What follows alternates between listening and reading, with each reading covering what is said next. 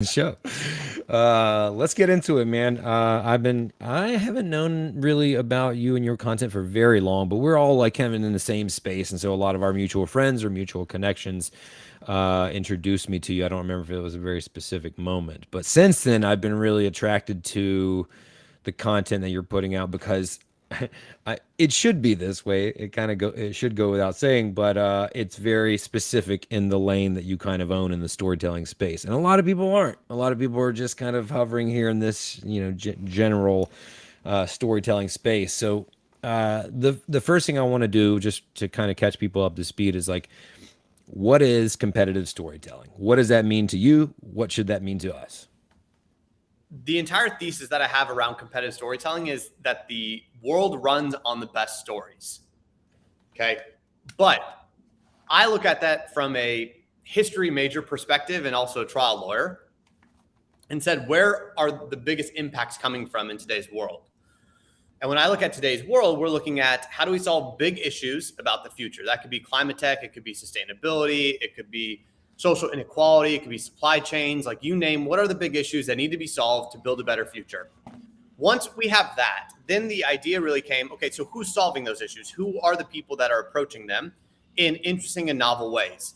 And that is people in the startup world, people in the venture world, private equity, really these capital markets that are willing to take moonshot ideas, drawing on JFK's 1962 speech, right? We'll put a man on the moon. So from that, what competitive storytelling is how do I take the things that I did in a courtroom as a trial lawyer, convincing 12 jurors to vote guilty or not guilty, depending on which side of the case I was on? How do I take those principles from a storyteller and bring them to the people in this world so that they can tell stories that create action? Because that's the biggest thing that I care about is, can we create a story that inspires somebody to take action? That could be writing a check for tens of millions of dollars.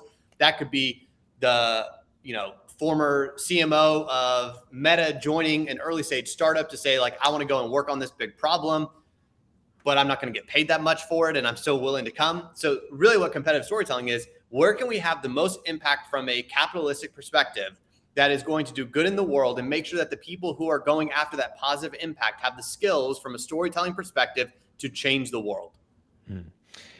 I'm already digging this conversation because you're already taking it kind of where I wanted to. So I'm excited to continue. You kind of, not skirted past, but like you touched on your history and your background as a trial lawyer. I want to go back to that a little bit and learn a little bit more about.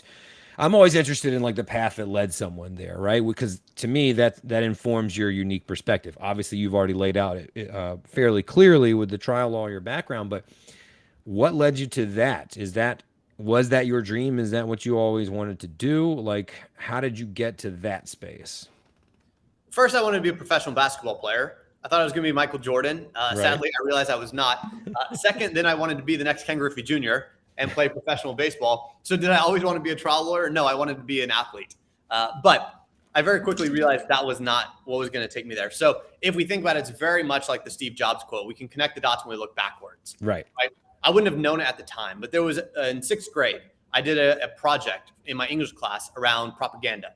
And we literally were looking at different, news media, magazines, newspapers, television, and picking apart what propaganda tools they were using and how the same story was being covered in different ways depending on who was doing it. Now, this is really what started me down the whole idea of narrative design, narrative control, storytelling, if you will. That led me into, high school. I competed in extemporaneous speech and debate. I was asked to speak in front of, hundreds and thousands of potential new students at the private high school I went to. And I thought that was just like a normal thing, to be completely honest. They asked me to do it. And I was like, sure, why not? Yeah. And it was very easy. Now, that doesn't mean my entire journey speaking has been easy, because I had a lisp and a stutter growing up. Just for anybody who thinks this is just like, oh, it's always been easy, that could be from the truth. But in high school, I realized that I had kind of this talent, because when I asked my friends, like, why don't you do this? And they said, I'd be terrified to stand in front of those people. So then that takes me into undergrad. In undergrad, my dad tried to get me to be an economics major, which was a horrible idea because I don't like math. And my grade in calculus in my freshman year of college showed that. And I said, Dad, I've always wanted to be a history major. Like, that's the stuff I love. And I convinced him that I could be a history major if I would go to law school afterwards, which also made sense to me because at the time I was watching The West Wing, which would become my favorite show of all time. And I'm looking at all these people who are in the political world doing that. And I ended up writing my senior thesis actually on the rise of the religious right, from Jimmy Carter to Ronald Reagan, looking at Jerry Falwell Sr. and how he was able to use narrative design and narrative control to turn a religious group of people into a political organization that really affected the 1980s, 1990s in American politics. And I wrote it because it was post-Obama election when Jerry Falwell Jr., his son, was rising to power as well. And so if we look at it, virtually my entire life has been public speaking, narrative, storytelling, propaganda, influence, like always being obsessed with these ideas. And then being a history major, I always studied the great leaders of the world, right? The Alexander the Greats, the Napoleons, the Julius Caesars, the Augustus, you name it. I've always been interested in those people and how they built societies. And largely it was through their oratory, their rhetoric, their ability to move the masses in the way that they told a story about what they could do. And so I said, this makes sense to go into a courtroom as a trial lawyer because that's the trenches. That's the arena. Yeah. In terms of today's world, like where else can you get immediate feedback from 12 people who say, you told the best story or the other side told the best story? And we're going to make these huge life-changing decisions based on what I do over a matter of a week in convincing and influencing someone that I am correct and I am right and they should trust and believe me and vote my way. And so that was kind of the journey to get into being a lawyer. And then I tried 102 jury trials and all sorts of stuff there. What is it about? Because I often run into people that have found success, not everybody, this is a generalization, that come from an athletic background. I come from an athletic background too. It's influenced a lot of the work that I do, the approach to the work that I do. What is it, if you can put your finger on it, about that mindset that like shapes the way you do your work now? Because when you're telling me that story, your history there, like you've been competing, since the beginning, right? So it's no like surprise that you, even in storytelling now, you have a company called Competitive Storytelling. But what are the other ways that mindset, that experience has shaped the way you view the world and the work that you do in it? Well, it's interesting because, I played college baseball and after college, I was kind of lost in trying to figure out what to do next. Because it's really hard when you go from being a college athlete and that's your identity and you kind of lose that. Totally. And then I took up CrossFit. I ended up being a Nike sponsored CrossFit competitor for a number of years as well. And there's so many lessons that come from that world. In fact, my chief of staff, the first person I ever hired, he was the captain of his college soccer team. Like I'm just drawn to athletes. It makes sense. Yep. What do you learn as an athlete? I mean, there's so many lessons. I could probably do a day-long talk just on lessons of being an athlete.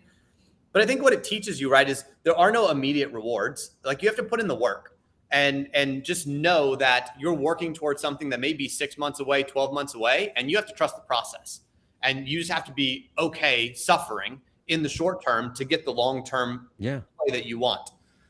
And from there, not only is it that, but it's also you learn how to train yourself. And you almost make things tougher than you want them to be. I'll never forget one of my coaches when I was doing CrossFit. He's gone on to become he coaches a number of the U.S. Olympic athletes for Olympic weightlifting. And when I was training at CrossFit, he happened to be one of our coaches. And he had this exercise that we would do. So when we'd want to max out our back squat, we'd always run these cycles. And they were brutal cycles. It'd be like 12-week training cycles where every time you lifted legs, like people would pass out, people would be, like vomiting on the floor, black out, like it's just nasty. But it was always working towards this goal of in the 12th week, we're going to be able to hit a new max. Mm-hmm. And we get to that max day, right? And I wanted to hit a 400-pound back squat. Like that was my goal. Mm-hmm. I was 170 pounds. I'm 6'2", even though people many times don't know how tall I actually am. And I wanted to hit a 400-pound back squat. It was just that goal that I had in mind. And so I was getting ready to do it, right? I've got the metal music blasting in my headphones, knee wraps on, like belt ready to go. And my coach comes up and he started hitting me like you always hype people up. And he goes, come back here though. He's like, we got to put on more weight. And I'm like, no. Like this is the max I'm going for. It's 400 pounds. Like I can't do more, right? He goes, no, put on more weight. Put on 425. And I was like, I'm telling you, I can't, like 425 is going to crush me. And his words to me were very simple. He goes, you're not lifting this. All you're going to do is you're going to get under the bar. You're going to stand it up, take 2 steps back and set like you're going to go down for a back squat. You're going to hold that weight there for about 3 seconds. And then I want you to walk it back and rack it. So I did this.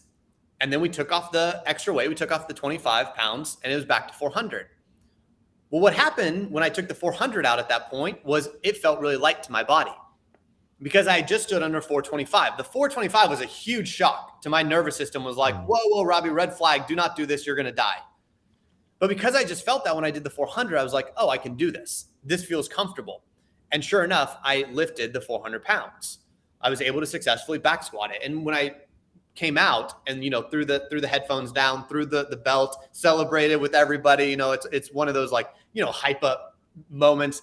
He comes up to me, he goes, now you understand why we did that, right? And I said, yeah, because by feeling the heavier weight, it made the weight I wanted to hit much, much easier. And I think about that a lot, where we do the hard thing so that when we actually get to game day, it's much easier. And so much of that comes from that sport background where you realize you should be training harder, you should be pushed harder. You want that challenge to step into it so that when you need to perform, you never have any question that you're going to be able to deliver on game day. And it was the same lesson that I took in as a trial lawyer. My prep was harder than the trial ever was. So that when I was in trial, it didn't matter what happened, I was ready to go. And this is where I think being an athlete is so valuable because you learn all those. Plus, you learn you're going to fail, you're going to lose. And sometimes you miss the 400-pound back squat. And you can't let that get in your head where you never go for it again. You just pick it back up, you work for it, and then you go and you crush the goal. Absolutely. It's really important to me to have these conversations or to ask this question because like I come from a world where half of my friends, I'm a filmmaker as my background, documentary filmmaker. So half my friends are just like, artist types. I'm an artist, but like true born and bred artist. And then the other half, I'm a co-founder at a startup or very like aggressive business mind and ex-athletes, etc. And often this group of people, and again, I'm generalizing, view sport. If they don't play sports, they view sports from a certain like angle and don't get the depth that's involved. So it's always important to me to like have those conversations and ask that question because to me, it's like such a metaphor for life. And it gets frustrating when somebody's like, they don't play sports and they're just like, trivialize it, or they're just like, go sports ball. And it's just like, oh man, this has real meaning, right? It's not just a game. That's the thing. It's not just a game. So appreciate you, walking down that path with me. You also mentioned very quickly, your love and your study of history, which I also respect and empathize with. I saw a quote, took a screenshot of one of your LinkedIn posts the other day. It was about a book you're reading. You were telling a similar story about when you majored in history, but you said when you understand the past, you can be certain about the future, and this creates inevitability. I'm paraphrasing. Elaborate on that for me, but then also, why is that important? Human nature does not change. As much as the conditions in our world may change, human nature does not change. This is why I love storytelling, and so many others do as well, because if we go back throughout history, it's always been the storyteller who has controlled the narrative and held the power. It's what allowed humans to form groups of people and tribes, right? Because the idea of fiction bound us together around a central idea. And so you have that. You have people like Homer, who wrote the Iliad, who trains centuries of people on honor and glory and duty and all the things that you're supposed to do. But then we have people in the Roman Senate who are standing up and delivering these stories. And then you have, in today's world, you have politicians who go on news media and try to control the narrative and try to influence people in the way that they see the world. We have identity politics, which is totally around the stories that are being told of this is right, this is wrong, this is right, this is wrong, this person's evil, this person is evil, this person's good, this person's bad. And what we see is if you understand history, you start to realize, oh, the rhetoric that's being used today is the exact same rhetoric that was used by these people at this time. And you can see what they're doing in the us versus them dynamic. And so why I say it's so important to understand history is when you understand those patterns in human nature, you can just move them forward and plant them and say, oh, here's how it's going to play out given what's going on in the world today. Going back to the senior thesis I wrote, the reason I was so interested in that was because Jerry Falwell Jr. was rising to power, and I was studying Jerry Falwell Sr. to see what was going to happen. Could I understand what Falwell Jr. was going to do based on what his father did? 3 decades earlier. Lo and behold, the exact same playbook is what happened, because that's what humans do. We repeat and repeat and repeat, and we don't even realize we're doing it most of the time. It's just part of our nature. And so once you understand that, then it's just first principles, right? You understand what the first principles are of human nature, and you can apply that to the world today. What's the adoption curve going to be in AI? I don't know. Look at the adoption curve when the internet came in. Look at the adoption curve of any major technology, and you can essentially trace what's going to happen there. It's no different. So the moment you get that, you can speak with this level of certainty, because we've already seen this story play out, right, in a different time, a little bit different circumstances, but the story's already existed. Yeah. And it's just a repeat. This is why, people talk a lot about hero's journey, and you can look at the hero's journey, right? Star Wars, hero's journey; Harry Potter, hero's journey. It's not like you could have seen the first movie of Harry Potter and known exactly what was going to happen throughout that entire book series before J.K. Rowling ever wrote it, because we've already seen the story play out in Star Wars. Yep. And if you have that understanding, that grasp of narratives too, you can do that, basically with any movie. You can identify pretty much where it's going to go because you understand the story beats. That's a great connection, that history operates the same way. That was really well answered. I appreciate that. Let's go back to, when we first started the conversation, I kind of spoke about appreciating how very specific you are in your storytelling space. And, like an athlete, you tied that to like, well, what's the goal? What's the objective? Like, we're trying to achieve action of some sort, versus just storytelling for inspiration or like general motivation or something like that. So let's get into what makes a story work. Not just what makes a good story, right? Because you can do that just for like entertainment, but like what makes a story actually work in the sense of inspire someone to take that action that you're trying to motivate them to take. For me, it comes down to, does that story that you're talking about, does it paint such a compelling picture of what if, of that future, that person says, I don't know that I don't know that it will come true. I don't know that if I do this thing, it's going to work exactly how you told me it will, but it's worth a shot. Like the reward is so great that I want to be a part of that future. Like if we think about it as there's 10 different realities at any point, right? And I can paint different, like a story, and the story is maybe just one of the 10 realities. My goal is, do you want that one of 10 realities to be the one that actually exists? And if it does, are you willing to be a part of that journey and be a character in that story and to play your role to make it come true? That's how I think about it. Is everyone has different choices and different options. And we all know that like we can make different decisions to go different routes in our lives, right? And so my goal is, when I work with a founder, I tell a story, my goal is to make it so clear that this one version is the only one that you want to be a part of. That is the only thing that is going to get you the ultimate outcome you are looking for. And that's something that is worth taking a risk, taking the leap off the cliff and saying, I don't know if it's going to work, but if it does, that's what the world that I want to live in. And to me, it's a sense of inspiration and hope and a brighter future for not only that person, but for other people as well, and thinking through second and third order consequences. So when I think about storytelling, it's not just painting the picture of the future of what it looks like on a surface level. It's going much deeper, where they start thinking, wow, this is going to happen then, and this is going to happen, and this is going to happen, and this is going to happen. And it almost invites them, this is what I call soft storytelling, to take ownership of the story and say, I'm going to put myself into it and figure out how I can make that story continue to take roots and continue to sprout. Why did you stop practicing law? So one, as you can imagine, trying 102 jury trials on murders, capital murders, and child abuse cases is very dark. Yeah. It is a nightmare hellscape that very few people will ever understand unless you've lived in that world. The stuff I've seen, the places of humanity that I've had to go and witness and experience is beyond what most people could stomach. To the point that most juries that I would try cases in front of, most of them would end up in therapy after hearing just one of the cases that I was trying.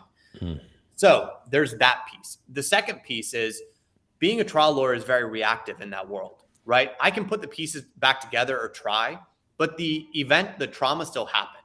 The lives are still ruined.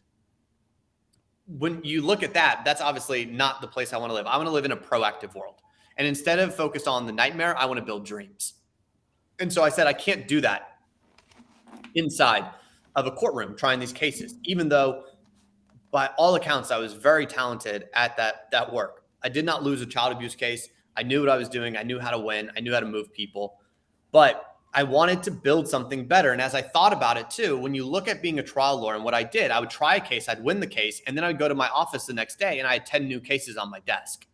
So was I really having that impact? So I started thinking to myself, well, if we're not solving the problem just by putting the Band-Aid over each case that comes into our office, what if I could go out front and start working on some of the bigger issues that are going to have these downstream consequences that are going to potentially mean maybe there's 1% less child abuse cases. Well, if there's 1% less child abuse cases because I've worked on a problem that solves a bigger issue that impacts that world, that's a much bigger impact than trying 15 jury trials in a year that I could do as a prosecutor. That's where I started looking at it. And that's why I left, because I wanted to find a way to have that bigger impact. And that's why I went into the world that I did, because I said, where can we solve the biggest issues? Where can we solve why are immigrants who come so vulnerable to these types of crimes? Well, it's because they can't report them and because they don't want to get deported. And the defendants, the people, the perpetrators of these crimes know that. So they take advantage of these people. What if there's a way to solve that, where we can make something different, where it's easier for them to get the after school care that their kids need, so they're not being watched by the creepy uncle who's staying at home with them and volunteers because they know, oh, mom's not going to be able to report this even if something comes out. Those are the kinds of thoughts that I had in my mind. And it was, where can I take the skills that I have as a trial lawyer and apply them to the maximum impactful benefit of not only society, but also selfishly for myself? Like, where can I do good, live good, build a, real kind of legacy for myself? And when I looked at all that, that's how I came out to where I did.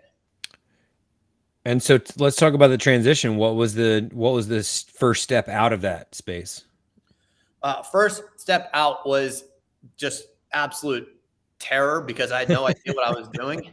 It's a big leap. It's a big leap. Let's be honest. Yeah. It's very easy once you get to a level as a trial lawyer. Like, you just have predictable work. Like, that you can pretty much always earn a good living if you want to. Like, there's just no issue. But it just wasn't right. So the first thing is just terror of what do I do? I'm thinking to myself, I want to be a part of this world, but I don't know anybody. I don't know a single founder. I don't know a single person in venture capital. I don't know any investors. I don't know any people who have worked in tech. I lived in Dallas, Texas at the time, not exactly a hub of, the startup ecosystem back then. It's gotten better since. Yeah. But the reality was I just didn't know. So I started just sharing my ideas online and trying to get people to connect with me. I joined some communities, started talking to people, got to know them. That opened some doors. Then I started to build an ed tech, because I was like, all right, well, if I want to be a part of this tech world, well, maybe I should do the thing that tech founders do, which is build.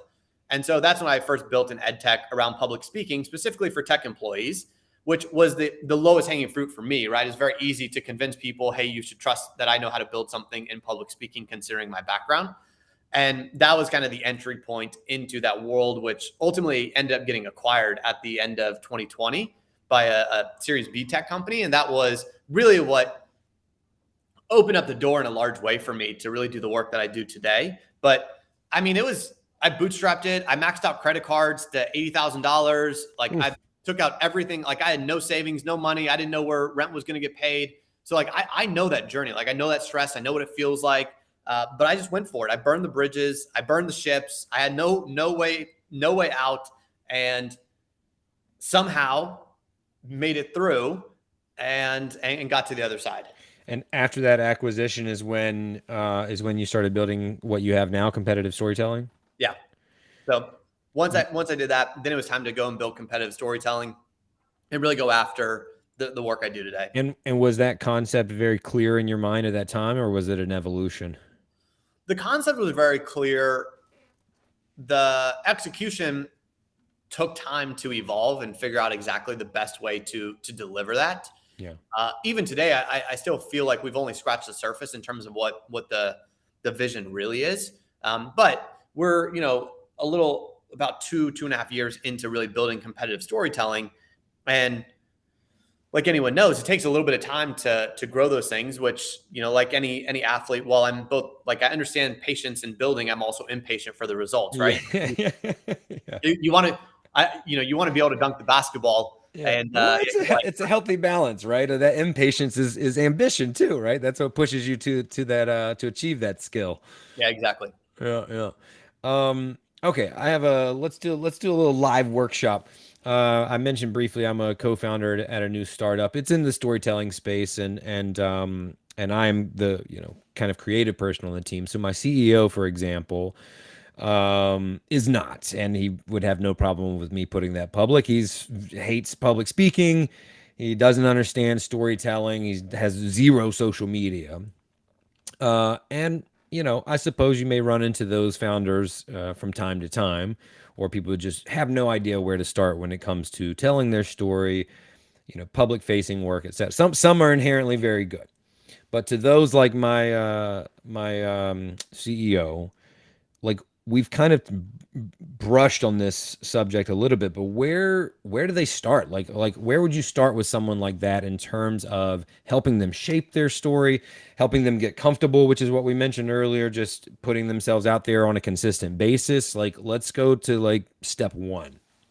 Yeah, step one is simple. We have to nail the founder story. And it is the piece that so many founders skip and don't hit on, and yet is the most important piece, because the founder is the entire thing that makes the company go. And so we've got to know what makes them special, why they're doing this, what, like, really get into who they are, what kind of DNA do they have.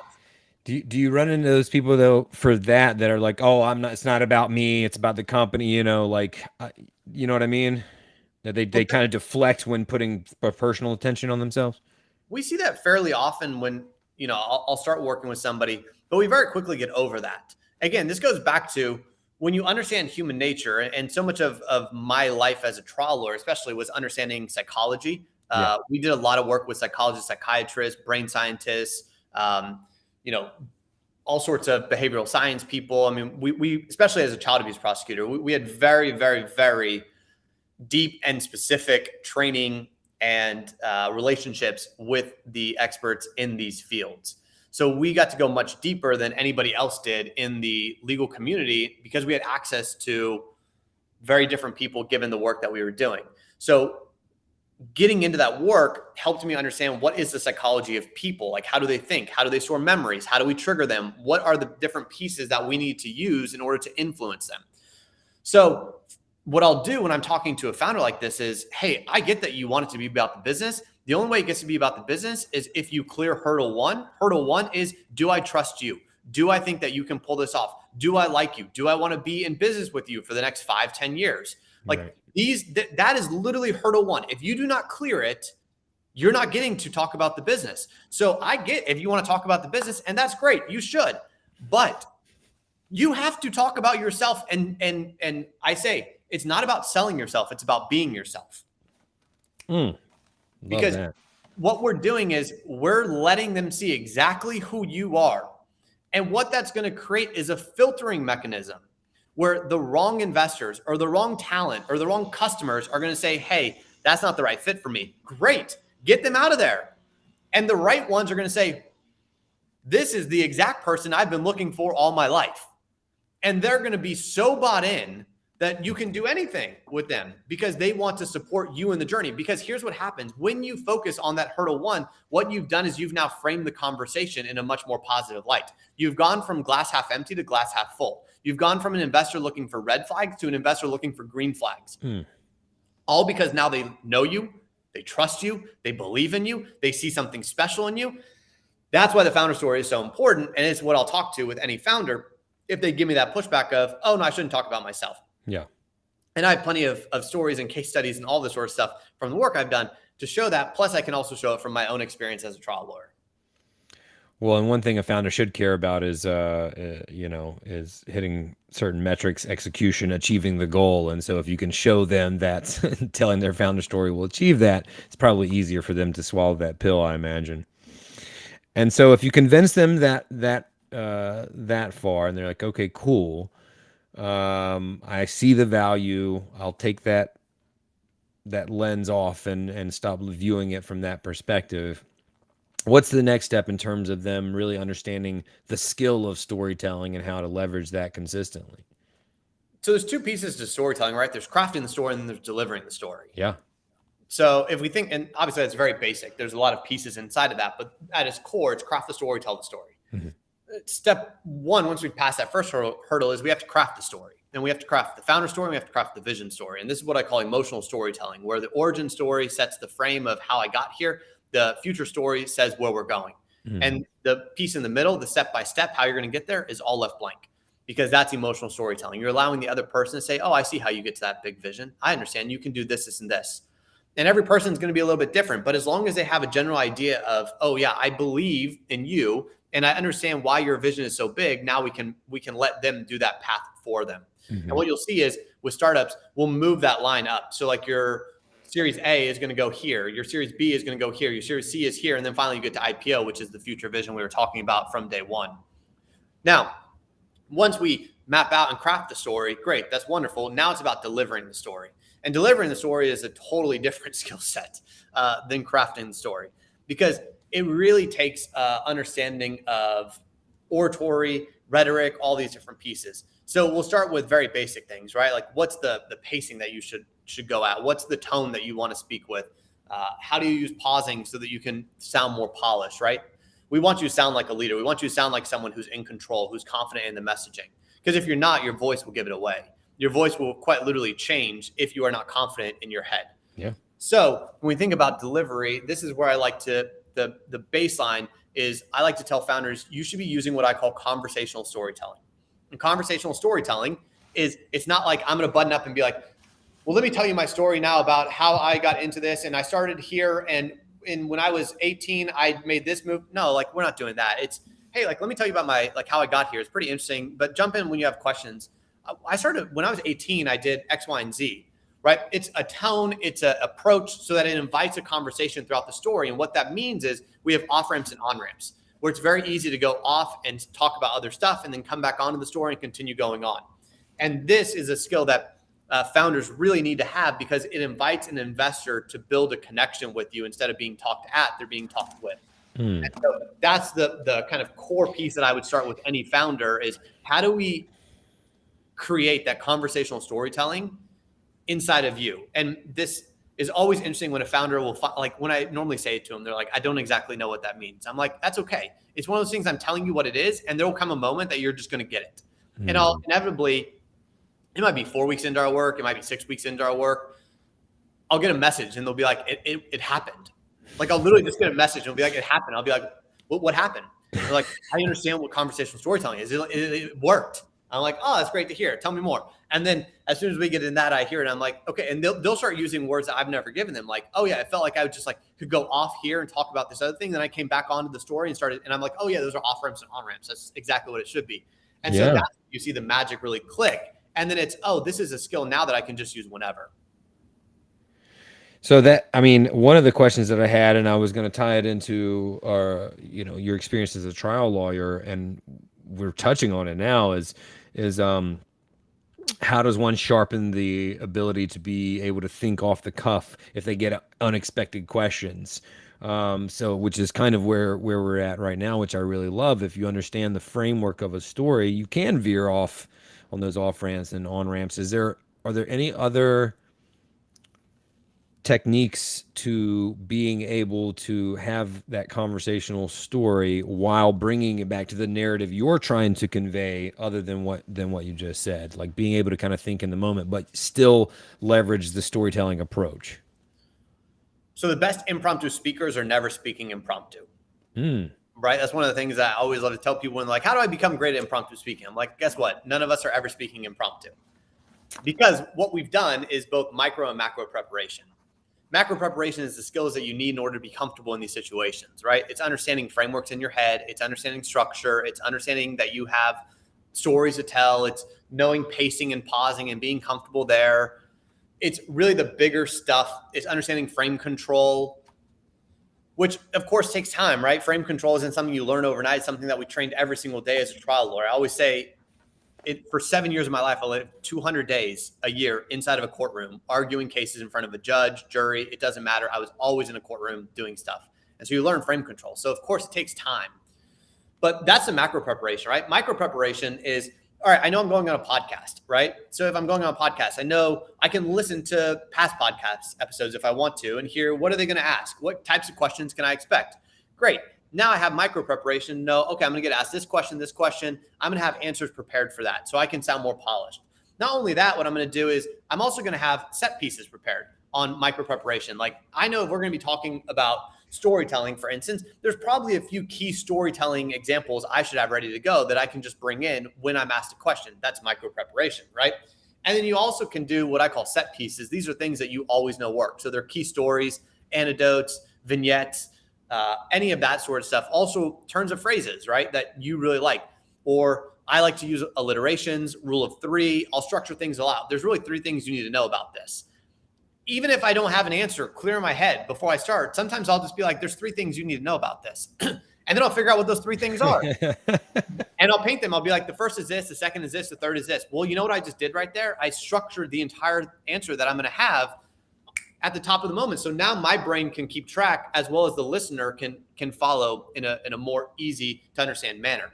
So this is really what it comes down to when you're in those settings. So when I'm working with a founder, for instance, we prepare a list of 25, 30 questions that we expect that they're going to get in most meetings, because if they're comfortable and familiar with them, the reality is most other questions are going to be a variation of those questions. Yeah. And so once we practice those and get those ready to go, we position them, we frame them. And then the key is teach the founder to really listen, active listening to the question. Don't start thinking about your answer beforehand. Listen, take a pause, 2 to 3 seconds, compose yourself, think through what is the answer, and then deliver it.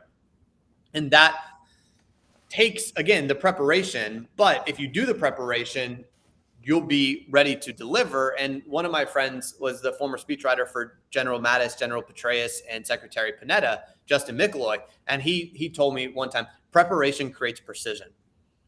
And I thought that was just brilliant, because we want to be precise with the way that we communicate. And so if we want to be precise, then we have to prepare ahead of time. Absolutely.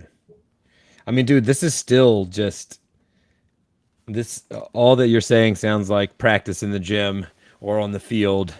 You know, if you're going to prepare yourself for these moments where there may be some window of opportunity for you to bust out a new move you haven't done before in a game, but it's because you practice that turn or that crossover or whatever time and time again, and just being prepared. It's just getting reps in.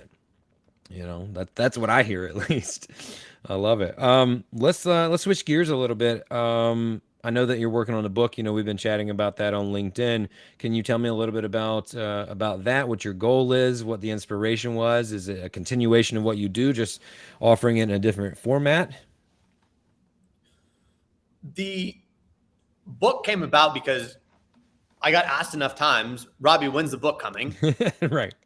And that was kind of the signal of, okay, maybe I should write a book. You know, I certainly did not start with that intention, just like out of the blue, because here's the thing, writing a book sucks in so many ways. I don't think people realize it's not a fun process. I ended up writing 3, I wrote version 1, I completely scrapped that. I wrote version 2, I completely scrapped that. I wrote version 3, I read it, and I was like, this is the one.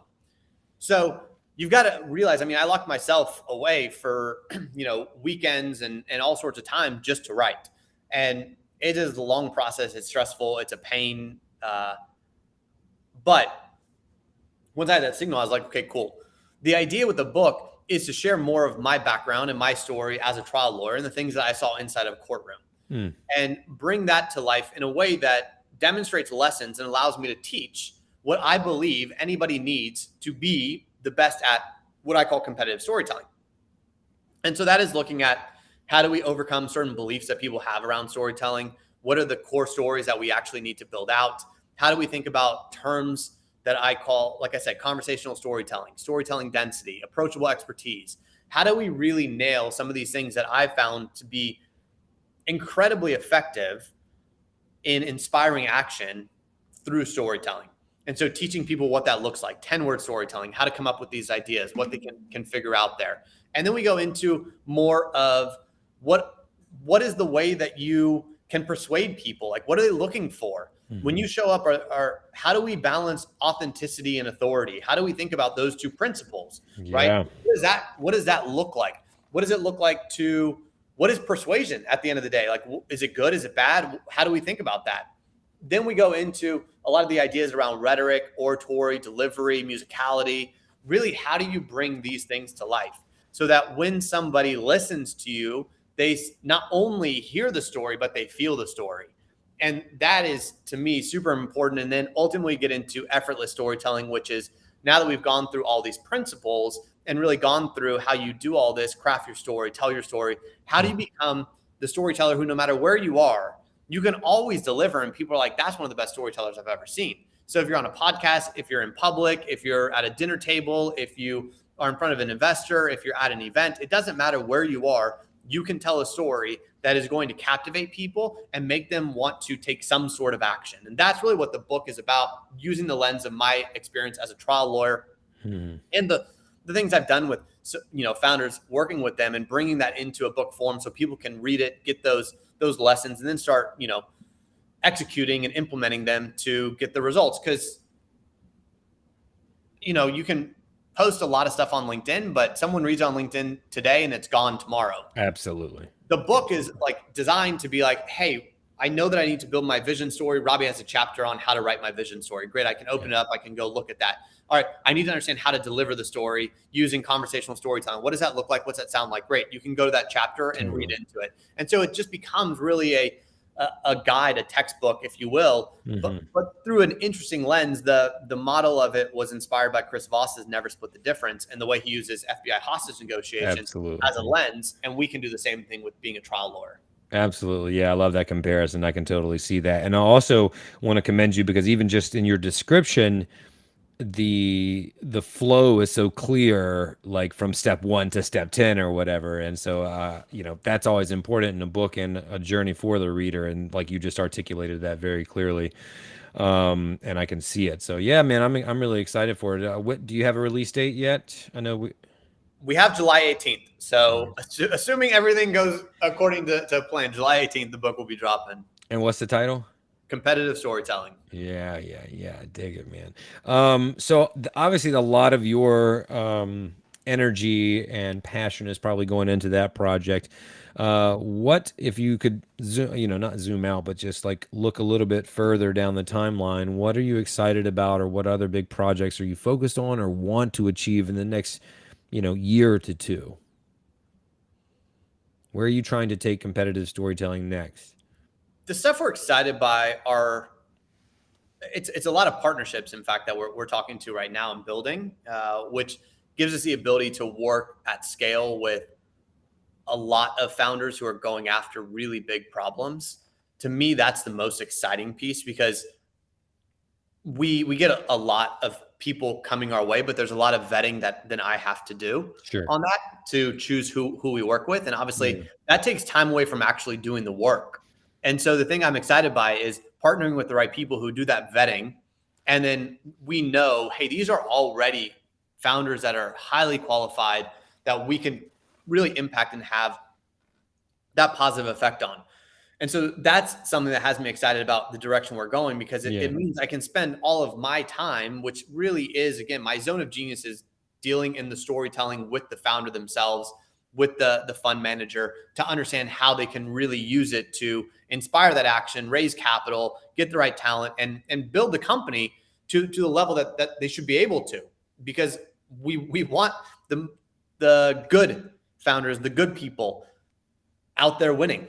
And so that to me has me very excited. And then beyond that, I mean, we've got projects in the works, lots of ideas around videoing founder stories and bringing those to life, more of a media play, if you will. That has me pretty excited too, because I think that there's a shortage of great founder stories out there. And I think so many founder stories that people are drawn towards, unfortunately, all look a certain way. Yeah, that's a good point. And we need stories out there that are more diverse, so that someone can look, and diverse is not like, it could be a trial lawyer from Dallas, Texas, who's a white guy that if I share my story, now somebody else who's in that same position can realize, oh, I Absolutely. could be a founder if I wanted to. Yeah. But of course, it can also be, the Black female founder from somewhere else. It could be a founder in Latin America who comes from, humble beginnings. It doesn't matter what it is, but we need those stories out there so people can see more of themselves in it and say, oh, okay, I can do that too. Here's the roadmap for me to follow. Mm-hmm. Because right now you hear too much complaining out there about the world's not fair and venture capital is not fair. And, part of that is certainly true, but part of it is we're not seeing the ones who are successful enough and realizing that there are stories out there who are doing this. And if we realize that and gravitated towards it, we could rally behind those people and then say, okay, well, why, instead of me just wanting to be Ken Griffey Jr., what if I saw these stories of founders and said, yeah.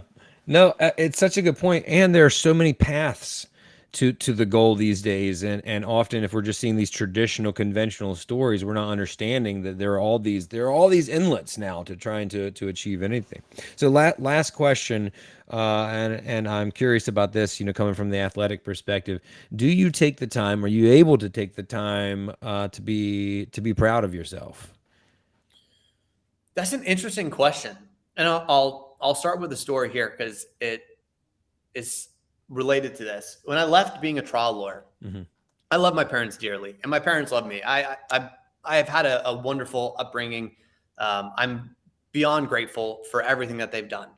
But when I told my parents that I was leaving being a trial lawyer to go and build this company, my dad sat across the table from me and said, "Son, this is the stupidest thing I've ever heard from you." And here's the thing. I agree with him.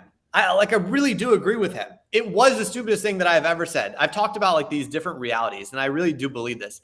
I think there's 10 realities. And if there were 10 realities out there, this is the one that I happened to pull it off because things just went right. It played out in my favor. That means 9 out of 10 times, I think he would have been right, that this was a bad decision. I should have stayed a trial lawyer. And it's that understanding that, again, I tell it from a place of love because he really was just trying to look out for me. He didn't understand what I was doing. He didn't know the market. He thought I had this very stable job. Why would I make this mistake? Yeah. But what happened is, as time progressed, he continued to be a real skeptic for a while. And it was, about a year and a half into that journey when he came to me and he was like, "Son, I was wrong. I am so proud of what you have done and what you've been able to accomplish." And to this day, he continues to reiterate that. He's like, every time you talk to me, and we talk all the time. Yeah. He's like, every time you talk to me about the business, I'm just blown away. I'm so proud that you went for this and didn't listen to me back then. Yeah. And so, I think that I say that just as a reminder, it's hard for a lot of people to understand why we do the things that we do. And so sometimes people get discouraged when friends or family say those things like that. And instead, it's not coming from a place of hatred or being mean-spirited. It's a place of love many times. Totally. And if we push through it, then we can get to that point. Now, am I proud of myself? I am, right? I think about that. Now, I'm also one of those people, again, the people I studied through history were Alexander the Great, Napoleon, Julius Caesar. I mean, you name people who were, JFK is my favorite speaker of all time. He literally decided to put a man on the moon and bring them back home. That's insane. As I think about it, I'm very proud with what we've done, but I'm also never satisfied. I think that's the athlete in me. I think there's a quote from Kobe that I heard that really sums this up, and it's Kobe was willing to chase perfection, knowing that he would never get there. And it was the fact that he knew he would never get there that allowed him to be better than anybody else, because nobody else would chase something they knew they would never get to. And in the simple act of chasing that idea of perfection is what continued his growth throughout his career. So good. And that's really how I think about it. I know what I'm chasing. I know I'll never get there, but that's the thing that continues to drive me. Now, that doesn't mean that I'm not proud of what I've done, but there's always that balance of, I'm proud, but I know how much further I have to go because I know the impact that I want to have. I know the things that I saw back as a trial lawyer. I know what needs to be done to solve a lot of that stuff. And that means having a huge impact that's, out in front, so those downstream effects can really take place, which means I can't be complacent. I can't be, happy with good enough. That's just not the way I'm built. And so again, that Kobe quote always just sits with me, where it's just keep going, chase perfection. That's so good, man. I got chills. This is a perfect place to end today's conversation. I'm so glad I asked that question. And you know what? It's always the long shot. the one reality where this exists, that movies, that stories, good stories are made of. So that's one worth telling. Robbie, man, I appreciate your time. This was inspiring and also like just full of great information. I know my listeners will be very excited for this episode, man. Appreciate your time. It's great to connect with you officially, and good luck with the book. I can't wait to read it. Thanks so much. Appreciate you having me. All right, brother.